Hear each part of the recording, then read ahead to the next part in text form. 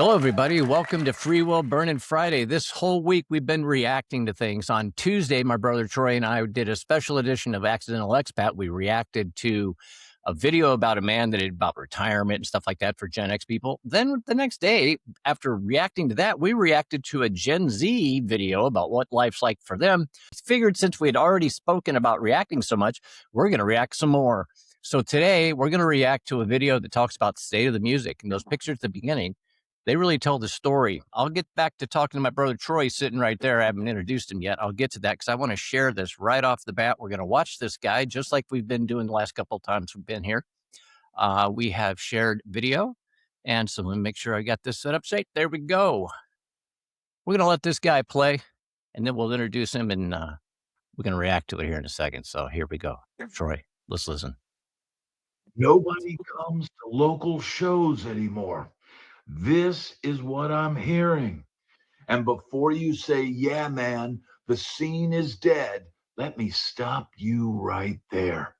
The scene didn't die. It got replaced quietly, politely by couches, phones, streaming services, and a generation that does not think, let's go drink at a bar and watch a band as a default Friday night plan. Here's the part nobody in bands wants to hear. Alcohol sales are down across the country. Major liquor companies are sitting on mountains of unsold inventory because people, especially younger people, are drinking less. Bars Probably are a good feeling thing. it. Venues are feeling it. And guess who else is feeling it? You. The bad thing. Because for decades, live music and alcohol were dance partners. The band brought the vibe. The bar sold the drinks paid the band. That ecosystem is wobbling hard right now.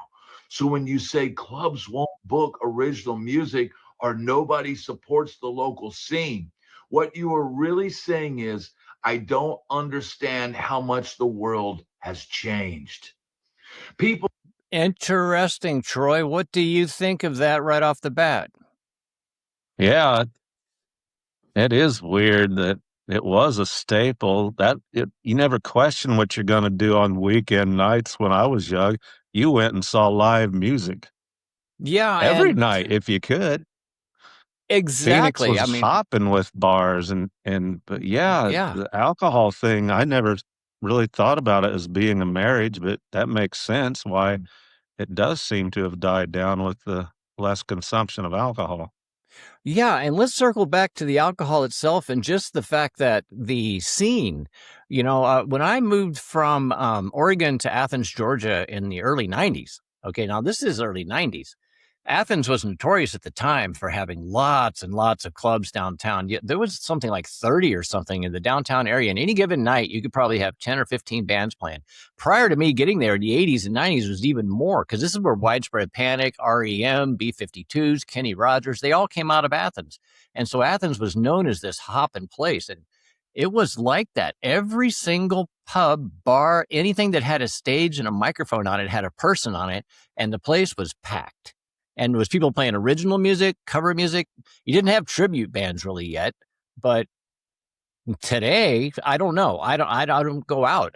See, that might be the thing right there. I mean, I guess, is it really that dead? Do you have any firsthand knowledge of this? Do you hear of local acts?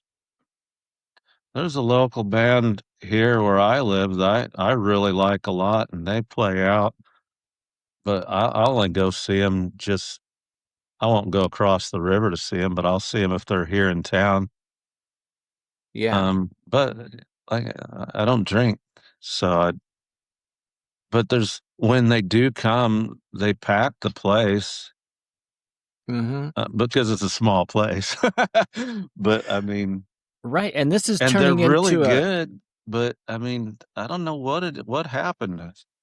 Well, it's kind of like a chicken and an egg thing now because, well, maybe not that, but anyway, a snake that's easy to tell. However you want to look at it, that, the less people are going, the less incentive it is for people to want to play because there's any kind of, potential quote future in it. And even if you're just doing it as a garage band type of thing, where or a hobby on the side, you have a regular day job, and you happen to have some guys you play with, and you play out, and maybe even you go on a few little mini tours, 5 shows, 7 shows, something like that, 2 places, play the same place, whatever.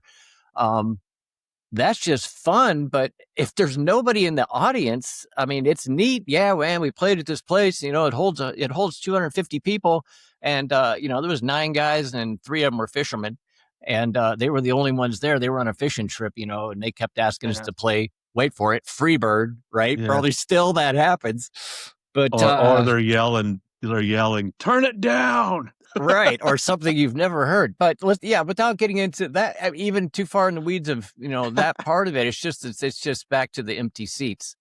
You know, it's not that I don't know. And then he goes on to talk about it in this video, and it's linked it below like we've done in the others, and I'll also link the other reaction videos as well. And we are going to get on to other stuff in the show today. We're not just going to talk about this. I'll get to that in a second. But I really thought that. Go, Troy. Then, you know, sometimes I know I've done this, and I've seen other bands do it where nobody shows, and you kind of just turn it into a rehearsal. You just talk amongst yourself. Hey, let's do this. Let's try it in. Right. Yeah, oh man, I forgot the guy's name. I'll come back to it in a second. He's very popular. At any rate, I'll think of his name by the end of the story, but I remember we were in Athens. I was in Athens as far as that goes, as far as empty seats.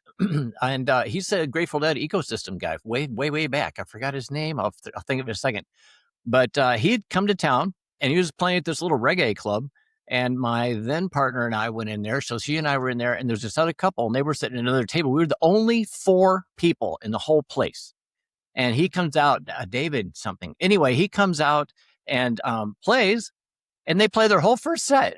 Really just 4 people sitting and so at the set break, they come out and start walking around, and they like walk up to the bar, and they stop by and talk to us. And the other people sat with us. And then so they went back and sat and played a whole second set. And the 4 of us sat there. And then afterwards, you know, we didn't talk to them afterwards. They left, but it was the most surreal experience. I can't believe I forgot his name. I mean, he's like old school, like played with Jerry Garcia and all those guys back in the day. And somebody out there knows exactly who I'm talking about. He looks like him on everything with the curly hair, big beard. But not David Crosby. But but at any rate, it is. But today, and that was part of the scene even then. All right, that's the 90s. Was somebody just after Jerry Garcia had died? You know, this probably would have actually wasn't the early 90s. This would have been the late 90s after I moved back from Oregon. But because I lived twice in Athens. But anyway, so back to the alcohol part, Troy. Now, you and I, obviously, as liver transplant survivors, that's not going to be a thing that we're really going out to do in the first place. I would still go out to see live music, but it would now be a little bit of an inconvenience to me to have to only go see it in a bar. So I'm kind of exempt from that. Plus, I guess I'm getting old and decrepit, almost 60 years old, right? So it's like that ecosystem, though, is dying when you now have the decline in alcohol. So, I mean, what a weird position music finds itself in, dependent on dependency. Yeah. Crazy thing is, I know a guy that's a drummer in a local band here, and they're heavy rock. Mm-hmm. And him and his band are none of them drink, and they go out and play, and they're like, they were selling tickets. I bought one, but it was so far away I couldn't make the drive. And I asked him, how was your show? He goes, oh, only 25 people showed up, and they and I said, he couldn't figure out what we're talking about. He couldn't figure out why they work so hard and nobody comes to see him, yet they don't drink as a band. And now it makes sense that they need that alcohol and live music is kind of married. Exactly. It's like rock music has, or actually live rock music has an alcohol problem. And that is, without alcohol, there's nobody in the audience because the bar they're playing in is only serving alcohol. And if that's not happening, there's nobody coming in. So what do we need to change music to be like pizza parlors now or something? And I mean, how rowdy is it going to get? Can you dance around the tables? What if you step on my pepperoni? I mean, this is just going to be, it's getting out of control, folks. We need a support group. Or if you marijuana people, you'd have to go to their house to play. Well, now there's an interesting thing. Now look at this. Now here we go. Grateful Dead fans out there, myself being one of those. A lot of people I say, hey man, they wouldn't even like that music if it wasn't for everybody in the audience being high or whatever else. And there's maybe just for some that might play a major role in just the festivities in general of it. Maybe not just only way they'd listen to the music. But at any rate, since that's been a thing that people have kicked around before, what if that were the case? What if you said, fine, why don't we just turn the bars in the states where marijuana is legal? Just let them smoke in the bars if it's not already like that. Maybe alcohol is not the main focus. Now it's Doritos, pizza again, but littler ones so we don't step on them. But Doritos and Mountain Dew or whatever, and they smoke pot and watch the bands. I mean, but I guess, is that as rowdy of a show? Can you imagine a mosh pit where everybody's stoned? No. Not at all. No, I can't see it. Right. Can you imagine? And I'm not one of this music. I'm not going to go down this trail because it's a quick way to I'm going to put my feet both in the mouth at the same time. But the electronica music, the dance and electronica, all this over and over. It's kind of like, am I in an elevator forever? But when people dance to that, that's another one. I would say it would be heavily influenced if, say, you didn't have certain kind of amphetamine type drugs or whatever like that, or some of the micro hallucinogenic drugs that are prominent in those scenes, maybe a little alcohol as well. But imagine if that was only marijuana only. I don't see it happening as long. You're not going to dance until 4 a.m. like that. So... And I'm not trying to promote drug use here or anything. I'm just talking about the contrast in society now. As society moves away from alcohol, as he's suggesting, and as we have seen in other places. Now, whether or not, you could probably find another report out there from somebody say, oh, it's on the rise, depending on what interests they might have associated with it. So you're always going to find a stat to back you up. But if it was in fact the case that people are not coming out to see the bands because they don't want to drink, and it's not maybe that they don't have talent. I'm not going to, for the life of me, call out a band for not having talent. All you got to do is get up on that stage and play, and people are going to listen. Even if they tell you suck, they're going to listen. But but get their ass in the damn bar in the first place. That's the issue. And it's kind of a kick in the nuts to the band, because you got to think about it. How would you like to get all ready for this? You got all your songs down. You got a couple of new ones that are your own. You've tucked in there. You've made your original material. You've got the key covers you want to do. You got it nailed. You got everything. You got a little smoke machine, maybe. You got everything now, right? You're ready to play this show, and you get there and you're all gassed up, and you walk out and there's 4 people sitting out there, or 9 people, or 12 people, and it's supposed to hold 60 even. I mean, yeah, you're not thinking alcohol now. You're thinking, man, nobody wants to see us. Right. It kind of affects your psychology as a musician. Then we'd like to thank both of you for coming out. I'd like to thank all of you for coming out. We've been a great crowd. Thank you. Thank you. Count you on both hands.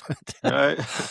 But I mean, so the added thing of the no money maybe being an incentive, and then not any kind of acknowledgement or affirmation or appreciation, or even one guy clapping or saying, hey man, great show afterwards. None of that. Yeah. Or very little compared to speaking to the work you put into it. There's a lot of work. Especially when you're out there making your own music, Yeah. That's hard enough to get people to listen to your original music without yelling the traditional Freebird or play some Zeppelin. Yeah. And then they just they don't even show up to see that. I remember one of our early episodes, you mentioned that the reason you started writing original songs that you and I ended up playing in Enemy, was because you didn't want anybody to tell you, hey man, that's not how that goes. Exactly. That's exactly how that goes. So I remember at any rate, the band before Enemy, it was still the tail end of Freebird, and that was a no shit thing that happened. And so we'd play Freebird. So we decided to play Freebird and just not stop playing it. in a loop until people were saying, "Please stop playing play. Dreamers." Cage that bird. We've had enough. Okay, yeah. Troy. Well, that's we don't have an answer for that. I mean, it's not like we're going to say, "Hey, everybody, drinking's a great thing," just so you can go, do a band thing. I mean, it'd be great to support bands. It's too bad that we've attached so much of what we consider fun and enjoyable and something that brings us pleasure that we can do with our friends and spend our quality time that we've earned to have as our free time with alcohol. That without it there, the party isn't. And that sucks. Yeah. That part, I think everybody, regardless of your opinion of alcohol, drugs, and all that just sucks in general. But you know what? You ban alcohol sales at an NFL stadium. I wonder how that would work. Oh, man. Well, first off, you'd freak out. You'd have a riot in the streets. But beyond that, I mean, colleges now, University of Georgia now, when I covered University of Georgia Bulldogs for 17 seasons on the sidelines there at Sanford Stadium, they never had alcohol in stands. You get busted bringing it in. Nowadays, you can buy it there. Ooh, excuse me, I hit this. Anyway, times change. That's really the big thing here. It's all about the fact that the world just constantly reorganizes itself. So regardless of our opinion of that, we just got to adapt to it and move on. Yeah. So with that in mind, we're going to continue to react. And so we've been saying we'd love to hear you comment, since you like and subscribe, which can really help us here and can also help us with some plans we have coming up. Gathering more interest just in general. We need to hear what you want to hear more about that we talk about, because we're putting together guests and things like that. So the last episode of this last Friday, we did the top 10 live albums that we both liked. And there was 16 altogether. And there was lots of replies to the shorts. And then there were some replies to the actual video itself. So Troy, we're going to go through now, and I'm going to read off some of these replies that we have and give some shout outs to these individuals that are so kind as to give us some comments. So first ones, these are just basically, here's a couple that were just on the video itself. And again, all this is linked in the description below as far as these shows I'm talking about. This one's from Mark Weprech, I guess. Wow, that's I'm sure you've had that mispronounced before. Mark Weprech. It says, "I like it. Great job. Great job. By golly." I like the jolly golly there. That's I like that. And then Sonar Q2 guy, who I think we know who that is. Yeah, I think I know who that is. Yeah, because his if you don't know, I do, but I'll tell you, Journey captured it for me. We mentioned Journey's live album as one of the other ones that we didn't talk about, but we had to sort of talk about. Yeah, so yeah, Journey, and Journey's a great one. I remember back in the day, it was in vogue that we were not supposed to like them. We were supposed to, in fact, not like them. And but then, like so many other things, times changed, and so now I can listen to Journey no problem. Yeah, but this was the saying in high school: if you want the chicks, you've got to take the journey. Got to get that white Journey shirt with the jersey with like the half blue sleeves, the whatever I forget what the album cover was. Infinity with feathers on or something. Yeah, exactly. What the feathers or anything. And so those feathers, it was a little too much for us during the Earth Dog Maiden days, those early days, and we were like, no, not happening. But of course, the Bee Gees were still on my no good list, and I like them now too. I love the Bee Gees. I have no problem. Yeah, I mean, I don't know, like they really have it going on if you just sit down and listen to it without your, I guess, 16-year-old narrow-minded opinions. Okay, so DC Manuel 7232, he added 3 albums that he liked. So 2 of them were on your list, Troy. Actually, one was on both of us. Thin Lizzy, Live and Dangerous. Oh yes. And you know what? I have a little follow-up on that. So that's what he mentioned as number 1. But do you recall, Troy, the other day we were talking about this, and you mentioned the 2 guitar sound, how that, them playing together, and you were thinking maybe they were one of the first ones to do that. They were among the first, but get this.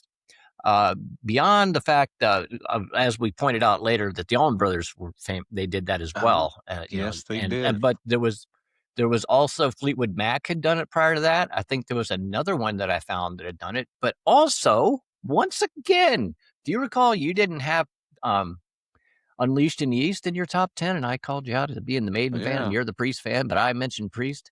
Well, guess what? Judas Priest also did it before Thin Lizzy. I guess they did, didn't they? That's right, man. I'm calling Rob Halford, man. You need to go back to your priest academy, I guess, or whatever. Brush up on that priestness.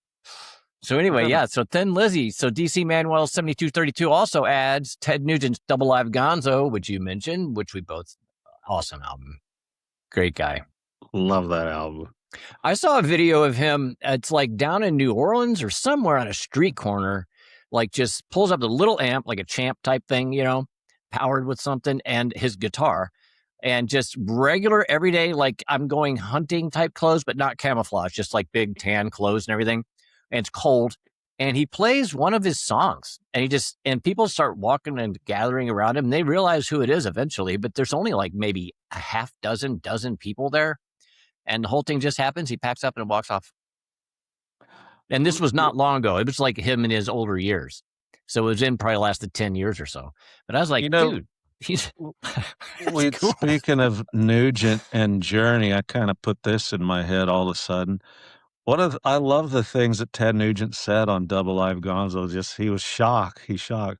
And one of the things he says that if anybody wants to get mellow, you can turn around and get the F out of here. Mm-hmm. So then I compared that to like Journey, and the Scorpions would do medleys, like they do 3 mellow songs in a row.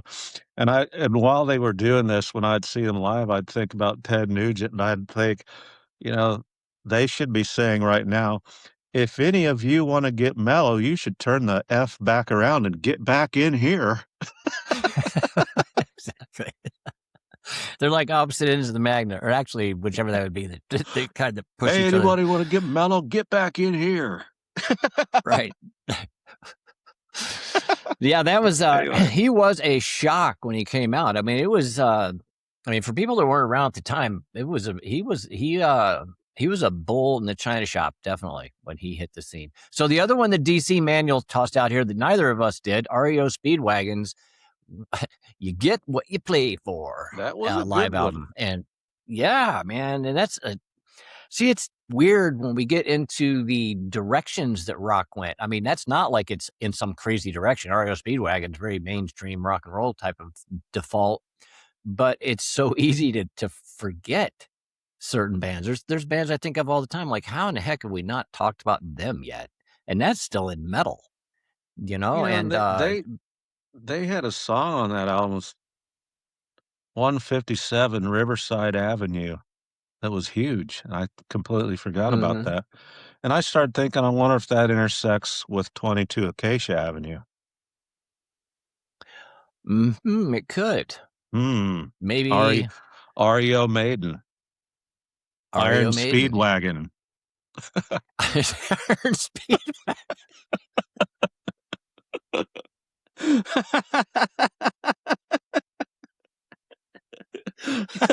I pictured it. You can't do this on the air. All right. Well, with that out of the way, we're going to move on. That's the funniest thing I've heard in a long fucking time. I kind of want to name a band Iron Speedwagon now. Iron Speedwagon, yeah.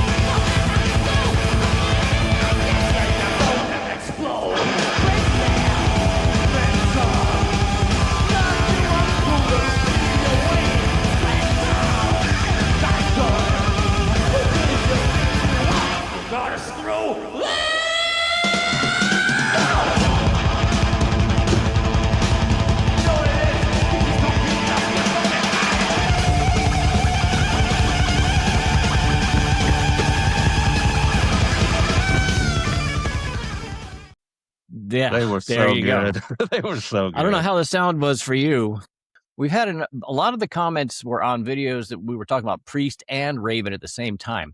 So it's kind of a mix of comments. But I grabbed a couple of them here. There's several. There's one here from David Haig N9S. That must be his secret code number. Raven rules. How you like that? Boom, right off the bat. Check this out. He says, we promoted them August 22nd, 1983. Kill 'em all for one. That was the name of the tour with Metallica. Metallica. Remember, they were on their Kill 'em All. Right. So Kill 'em All, and then All for One was the album cover you just saw from Raven there. That would have been a hell of a show. Oh, boy, would it have ever. Raven and Metallica. Wow. Oh, my God. I don't think you could get better than that. In 83? All right. Okay, Gee I quit. Whiz. Right. Yeah, exactly. If we had gone to that, we would have said, I'm going to go back to playing, I don't know, basketball and watching others do it. Basically, I play basketball. So that's great. And let's see, did he add anything at the end of that? No, it didn't. So yeah, thanks a lot, David Haig. That's thanks for that. And yeah, share any more memories if you have, I don't know, anything about that. As far as anything you know about, tell us. Judas Priest shout out here. We've got this one was for a Judas Priest. It was the song where I don't know what song was playing, but it says "Great effing song, man." I love that, man. Yes. So there, we got that one. And so yeah, the metal roots, Raven and Judas Priest was the combination of like 3 or 4 different shorts that went out over the last week. And we had a whole bunch of them. We're not supposed to do it that way, but they say you're supposed to only put out 1 or 2 a day. I don't know. There's supposed to be rules involved, but we're going to move now to another section. We had the most comments. Oddly enough, the one that shocked me that you had it on your 10 list and I had it on my top 10 list. And that was Waiting for Columbus from Little Feat. And that was the song that we were going to play now, have them play a little bit, but it did not work out because of the fact that it got flagged by YouTube. We have a little audio here, though, I want to play. If we want to listen to it, we'll come back. Well, first, let's look at some of the comments. Here we have, first off, for those that don't know about Little Feat, we didn't really talk much about Raven, but Little Feat, they go further back. They started in the late 60s, technically, when Lowell George left Mothers of Invention, I think it was called, Frank Zappa's band.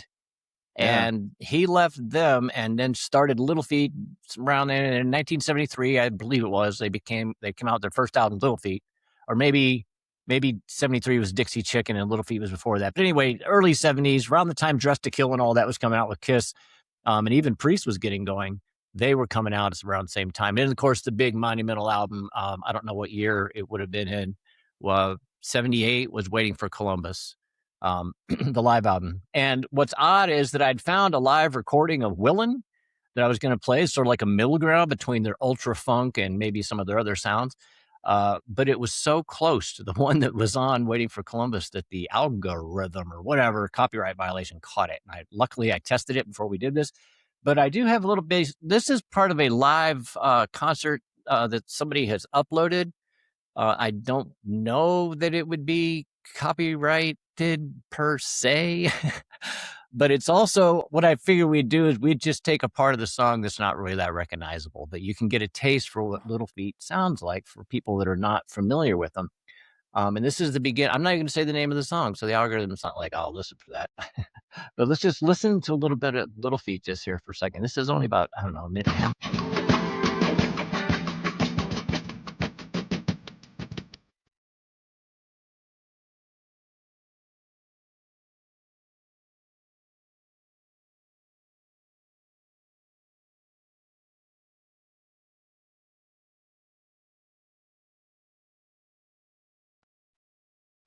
Oh.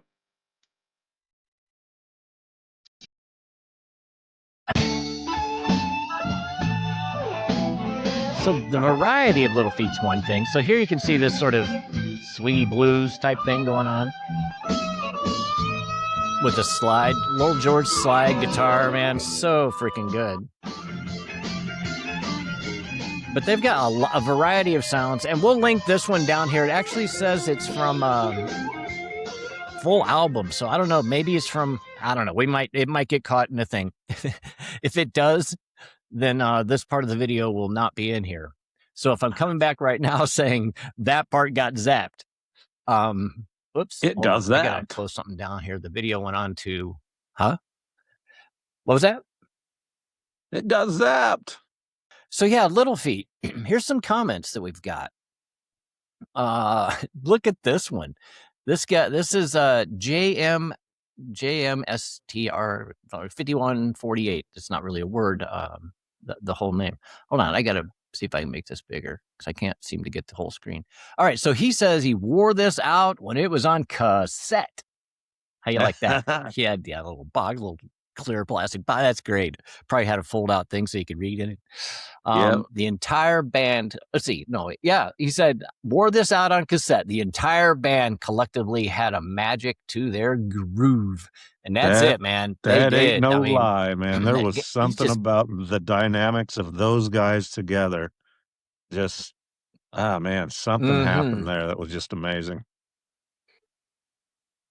Right. And if you haven't heard Little Feat, like I said last week, in the link below is the link to the top 10 video. Go back there. In the description are all the albums that we're talking about, links to them so you can listen to it. You can listen to it live here on YouTube, and you can do it for free. So head over there and do that. And they probably have some Little Feat channel too, where you could probably find all kinds of Little Feats if you just want to hear random songs. But Terry Shoot 9Y said, listens to Little Feat every day.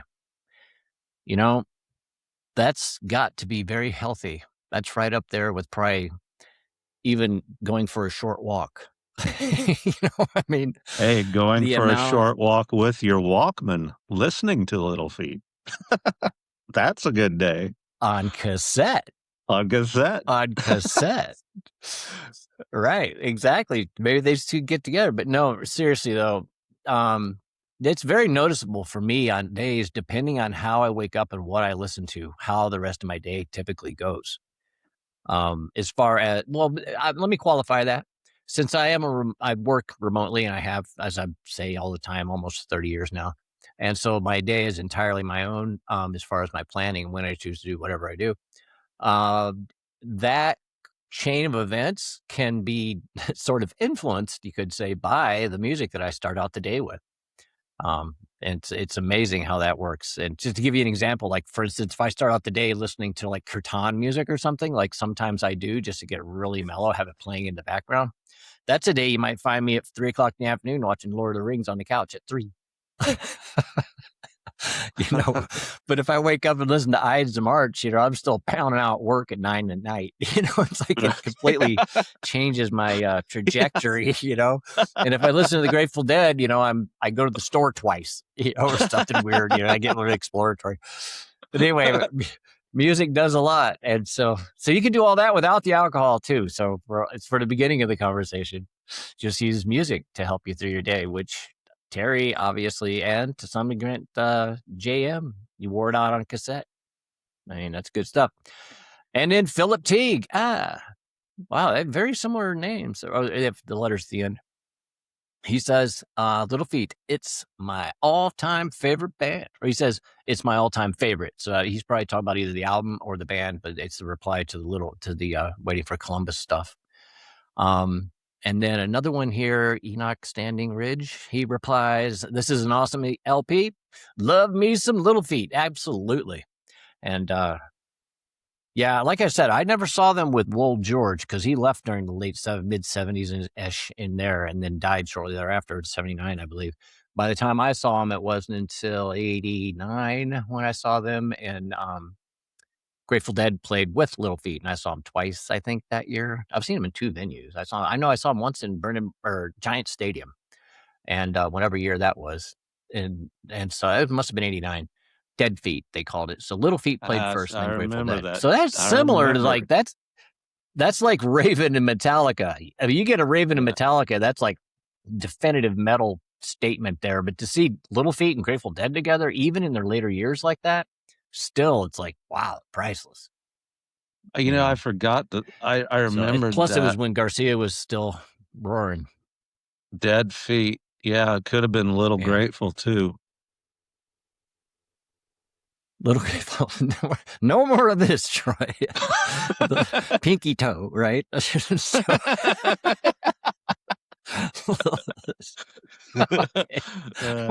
We're done with your merging of band names.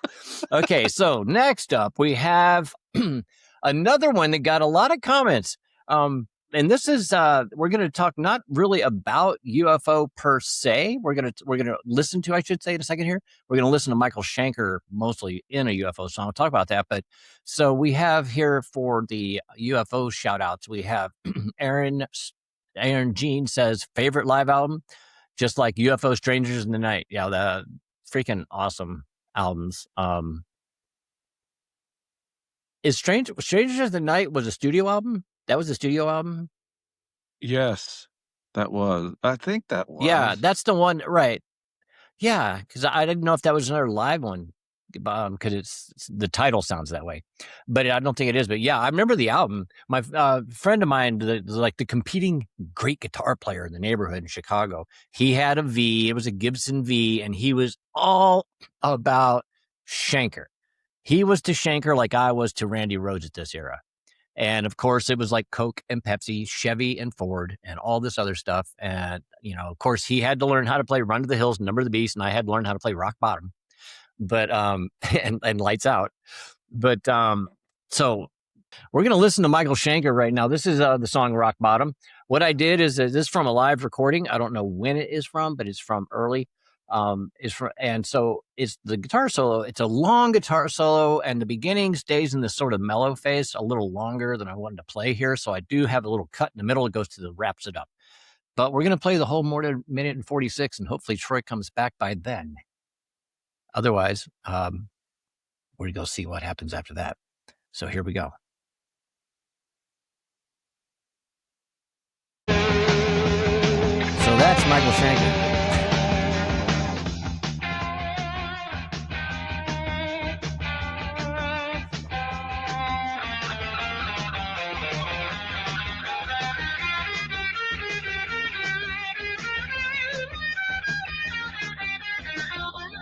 Back. Can you hear me, Troy? I can hear you. Troy's crashed like this guy.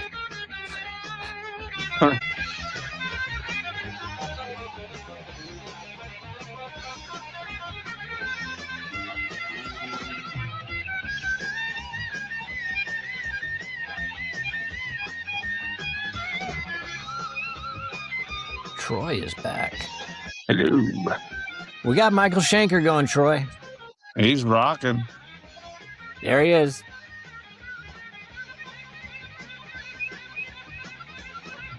Yeah, I think he was like 17 years old.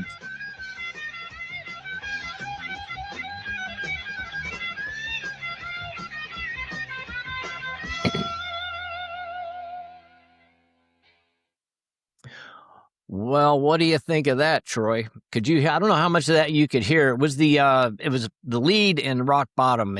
We had about 15, 20 seconds of the beginning of it, the sort of mellow build up, and then it flashed towards the end where he's really roaring there at the end. Were you able to hear much of that? Yes, I was.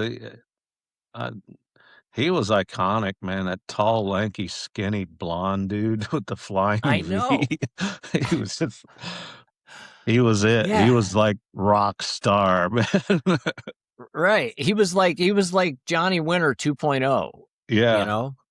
Yeah. I mean, the flying V to boot, man. He couldn't have done it without a flying V. I know. And then hunched over like that. I mean, it was such an iconic look. I mean, and there he is, no shirt on, just long blonde hair, just playing. It's just, that was before you cared what you looked like when you went on stage very much. What mattered was what came off the stage, not what. I think he was still a teenage kid in those days too. So people were floored that some 17-year-old kid could be a rock star. Exactly. And so here's some of our shout outs we got from this one. Favorite live album, just like I said that, just like UFO Strangers Night was Aaron Jean. James Barlow, he added, saw Michael Schenker in Lorain, Iowa, October 2025. Oh. Still rips. Whoa. Wow. 3 months ago. Still rips. We're going to have to get some video of that. I did see some video of him in the last maybe 10 years, I think. Maybe it was more recent than that. But, and yeah, you know what? It's kind of like KK Downing. They, I don't want to say they look similar because, I mean, look, blonde-haired guys, lead guitar players, flying Vs. And so they have that in common. So obviously they're going to look alike, but they do look alike. I mean, Yeah. Because he filled out more, and KK was never super skinny, but he doesn't look like Raven does today. Let's put it like that. Right. Raven stopped by McDonald's and looked like a couple times on the road. But that's okay. Nobody cares. Doesn't matter what goes on the stage, and what matters is what comes off of the stage. So at any rate, so here we go. We have hold on. My phone is blowing up over here. Sorry about that. Here's one from Clonburst88. He says, "Hello, Chicago. Would you please welcome from England UFO?" And gee whiz, my phone will not shut up. "One of the most underrated bands ever. Biggest regret is never seeing them live." Yeah, me too. I'm in that boat. Same with another one I'm about to talk about. Do you ever see UFO, Troy? I had tickets to go see them in San Diego, and I think I missed the ride. Yeah, the ride took off without me. I didn't see them. Sorry, I had to drop my phone. They had a band called Stranger that opened them up that was from Tampa, Florida, that was really good, which I missed but I bought their album. Well, there you go. No, I never saw UFO. To me, they seemed like they were already out of it by the time I was. Troy, this is another band that I don't think. Well, no, maybe you did see them. I know I did not see them. I think maybe you said you did see them actually. So let's get them up here queued.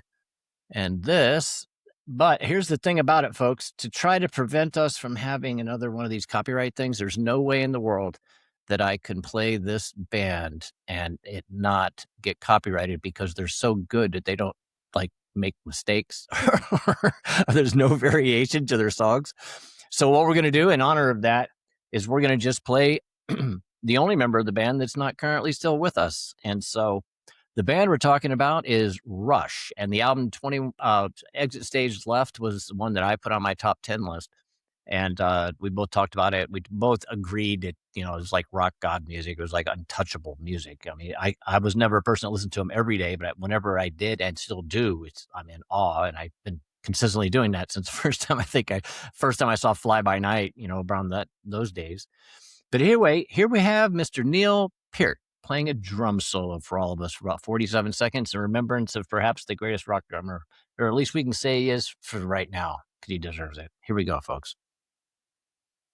If it plays.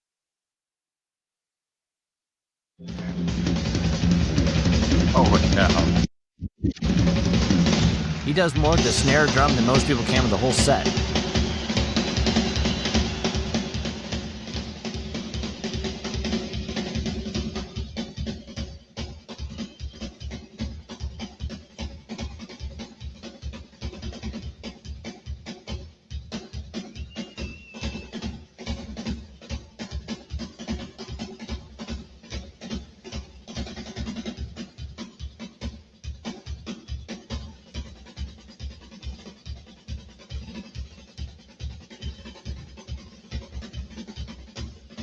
Our brother's watching right now, and he's like digging on it.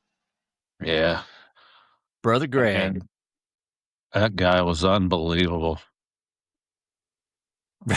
I wish I could play more of it. And they were playing the dun dun dun dun dun dun. YYZ. Yeah. That song was right before that on the recording. But again, it was so, you're not going to be able to play it without or whatever, catching the copyright violation, catching it. And we certainly don't want to try to cheat or anything. We're not trying to, I don't know, whatever. But, it is so freaking good. It's so tight. And the whole solo would be great to play, but just the beginning of that song, watching all three of them knock that out, that dun dun dun dun dun dun dun dun dun dun, all that, And then when it stops, then the they just sorry for the way I'm doing this, folks, but maybe we'll link that down below. But that's the precision and timing that they play there. And I know I'm completely probably wrong for drummers out there. I apologize, and musicians in general. I'm probably butchering it, but I remember our brother Greg, who's a drummer, who was just all about Neil Peart when probably still is. I remember he used to always practice Neil Peart stuff back in this, around 80, 82, 83, whatever this was.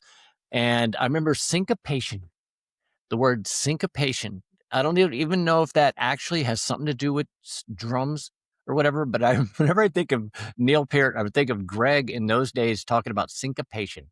And I think it has something to do, what is it, Troy, do you? Sang in time, maybe? I don't know, but Greg was in. I think it's syncopation. Greg, I wanted to, yeah.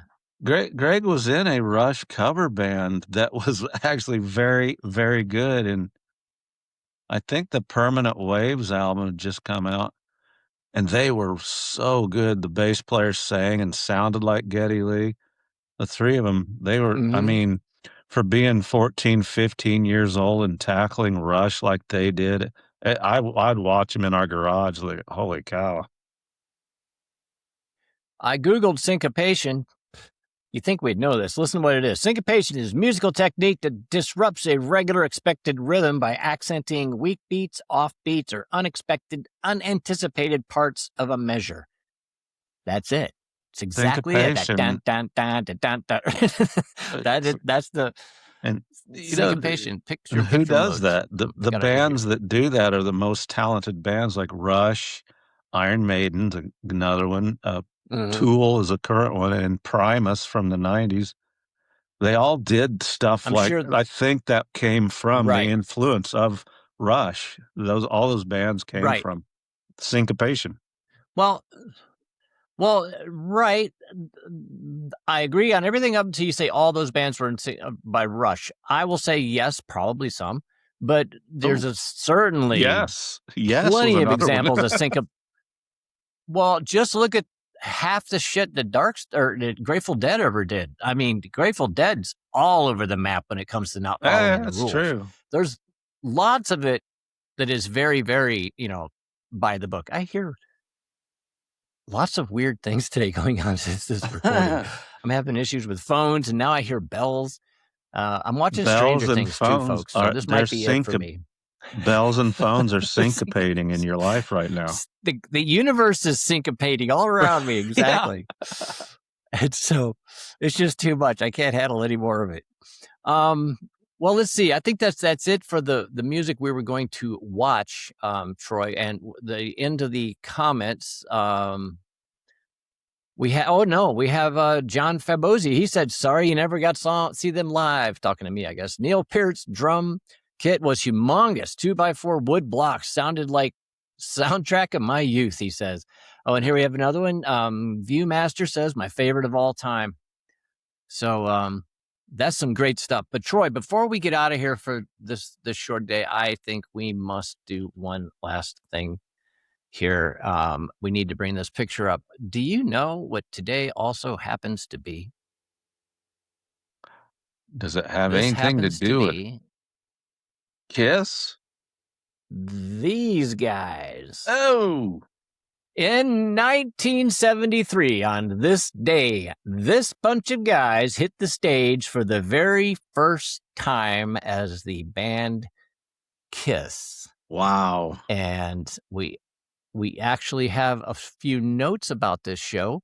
Get this, at this show, listen to the songs played overall. I'm not going to read all 17 of them, but I'm going to read, to give you an idea, the first time Kiss ever played, they played Deuce, Cold Gin, Nothing to Lose, Strutter, Watching You, She, Firehouse, 100,000 Years, Black Diamond. I mean, all of that was in their first time they hit the stage. I mean, those are all like iconic songs for Kiss. Right. For anybody that's remotely Kiss Army, even if you've listened to Kiss, if you know Kiss prior to Kiss becoming like, I don't know, the mid 80s. I Was Made for Loving You On, whatever the album that is.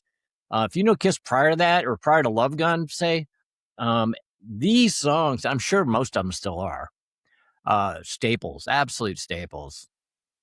And I mean, talk about knocking it out of the park from day one. How about the makeup? I know. How about who's the dude in the mustache and beard? I guess their manager, maybe. That's either the new one or the one that just left. It was about this time they had fired a manager, and actually, no, this must be the new one, because the way the story went was that they had fired their old manager, and then they just started begging places to let them come out, and not begging, but they started going out and asking places. I think it was Gene that booked this place. The Popcorn Club was the name of it, in somewhere in New York City, and they played, and they got I think they got $50, it said, for the night. But this is them either just before it or just after, but this is the photo that is with the actual, if you go to Wikipedia, that this photo is there. This is where the photo is. This tells the story also, but they're crediting it with it. So I guess this is that night. But I mean, look at Ace with no face paint, just the stars. Peter already getting pretty much there. Gene's on his way, looking almost, he's on Peter and Gene look close to they do when they come out with their first album, Originals. Although Originals is a little bit more because it's super duper done, but they're getting there. Actually, Paul probably got some copyright infringement lawsuit from Alice Cooper on that little number he did there. Yeah. And everybody born after 2000. I'm kidding. But at any rate, yeah. And so back to the beginning. That's either the new one or was it Bill Aucoin? Bill Aucoin, yeah. That's who picked him up. Right. That might be Bill Aucoin. I don't know for sure, but could be. So yeah. That would be destroyed him. Made him and destroyed him. No Iron Maiden / Kiss thing, or made and destroyed him. So that's all we got. One last note. Troy, a few weeks ago we were talking about heavy metal music, and you were talking about Poison, and we were talking about whether you made a joke about the album. They looked like women, and then you said there was a band, Vixen, that was women. So when I was out surfing around looking at old stuff the other day, I saw Vixen. So I decided, hey, I should go listen. And I did. And I went back and I listened to, I think it was their first album. And I don't know the name of the song. Actually, I do recall it was the bonus track at the bottom of whatever, if you find it on YouTube, is the bonus track. And so I click it, and I'm going to describe to you what I felt. At first, I heard this like dun dun dun dun dun dun dun dun guitar player, and I was like, this sounds very priestish, very priest, like early priest. The way it was dun dun dun, the muffler and the guitar tone sound Marshall Stack sounded just Gibson Marshall Stack straight, and so it's doing that, and then the other guitar comes in and it's doing a similar thing. So I'm like, this sounds kind of like what would have happened if Priest had put out an album between Point of Entry and Screaming for Vengeance. This is where it's sounding now, because this other guitar has the other sound more closer to that. And so then the singing comes along, and the singer has this cadence that is like really the way she's fitting the syllables into the music. It gives me this sort of marching sound, and it sort of brings me to Rob Halford suddenly. And I'm like, wow, this is like the beginning of Metal Gods. Like, you've taken too much for granted, or we've taken too much, that sort of the way that he does the cadence. And I'm like, this is some interest. This is very actually good. And then everything fell apart when they got to, and I'm not going to criticize them, but for me personally, the song ended when it transitioned into the next part, and it lost that. But at first I was like, wow. So I guess I've got a feeling if I listen to a lot more of their stuff, there's probably plenty of great stuff in there. And listen to me sitting here judging this band, just, basically just because they're women, not like that's somehow different. But I guess it is different. I mean, there's not a lot of big heavy metal acts that are gone on very long that are women. There's a current one. I don't know if you've heard of Troy, any comments? The current one is the Iron Maidens. They're a cover band that are women that do Iron Maiden. Seen them. They're actually really good. They impress the crap out of me. Yeah. I came across them too. I saw their. I watched them play Number of the Beast, and I watched them play Trooper. They are very, very good. Yep. Right. Yep. They were good. All right, well, that's all I got, Troy. This has been a reaction week. We had, like I said, the Tuesday one, we reacted to the story about too broke to retire, too old to start over. Then Wednesday, we talked about what it was like being born in the year 2000 and up until now, and what a shock that was, hearing how Gen Z talks about their life. And now we're reacting to somebody from the rock world talking about nobody coming out because alcohol is on the decline, basically. So, and then we, thanks a lot for all those comments, everybody out there. Keep them coming. We love that. So if you haven't already done it, so hit the like button, subscribe, all that stuff. So that it lets you know. If you hit the bell, it'll let you know when we come out with the episodes. They'll generally speaking be on Tuesdays, sometimes Wednesdays, and then on Fridays for the actual podcast. And Saturdays, once a month, I have my archive, which is coming up soon. It's been a few weeks since I've had that other first one come out. Troy, do you have anything to say before we head out for the weekend? This might be goofy, but I would like to know if anybody could come up with heavy metal versions of REO Speedwagon songs. I'm kind of stuck on that. I think that would be interesting. Iron Speedwagon. I can't stop thinking about that. So, if anybody wants to comment on that, I would love that. I would love to hear that. That would be a great tribute band. Can you imagine that as a tribute band? A band that plays REO songs as Maiden would with Eddie. Yeah, it would be. I would listen. I would give it a shout and listen. I'm in. We're riding the storm out with Dave and Steve. Well, they could have the galloping bass and ride the storm out. Yeah. Dun, dun, dun, dun, dun, dun. Okay, folks, that's all we got. Troy, thanks a lot as always. Maybe I'll see you on Tuesday. I don't know, but I'll definitely see you on Friday next week. Everybody else will see you on Tuesday, Accidental Expat. Till then, take it easy, keep it between the lines, and see you next time, man. Bye.